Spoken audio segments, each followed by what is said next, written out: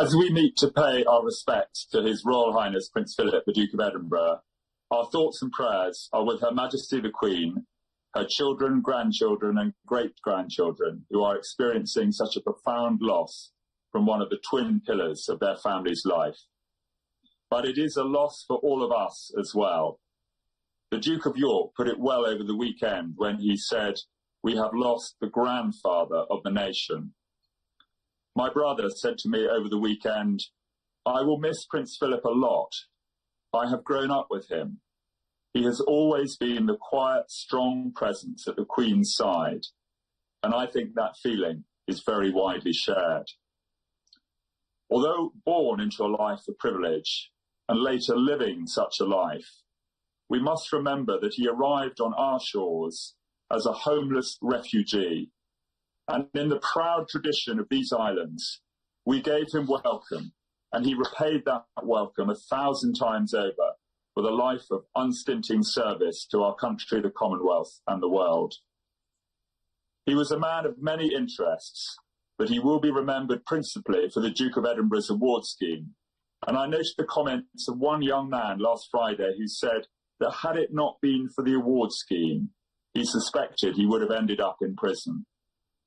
And like so many families, my own children benefited from the scheme, which I'm sure will continue to go from strength to strength, a living memorial to Prince Philip.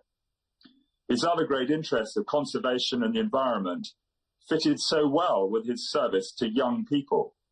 It is, of course, young people who will reap the benefits of a planet and creation that is well cared for, and it is they who will feel most keenly its loss.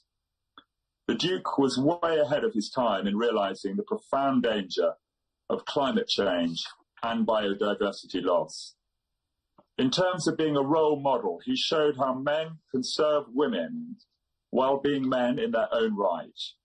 And never have such role models like this been needed more as we continue to learn of unacceptable behaviour by men towards women.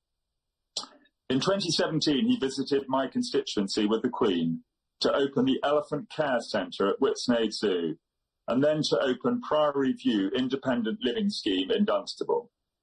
And as Councillor Carol Hegley, portfolio holder for adult social care at Central Bedfordshire Council, who showed him round, said of him, "I saw his warm and friendly manner, his unique humour, and the way that he made people feel at ease, talking to many guests as he toured the building." At the end of the visit, he received a gift from the oldest resident at Priory View, who was a good few years younger than the Duke himself. As the royal family are united in their grief, I hope they will grow closer together and cherish each other even more, having lost one of their most beloved members. His marriage to the Queen was built on deep love and a shared Christian faith, which, as we have heard from many bishops and clergy, was living and real. And it is for that reason that we can ask with confidence that he rest in peace and rise in glory. He had an assurance that death was not the end, and it is the Queen and her family that we must continue to support in their grief.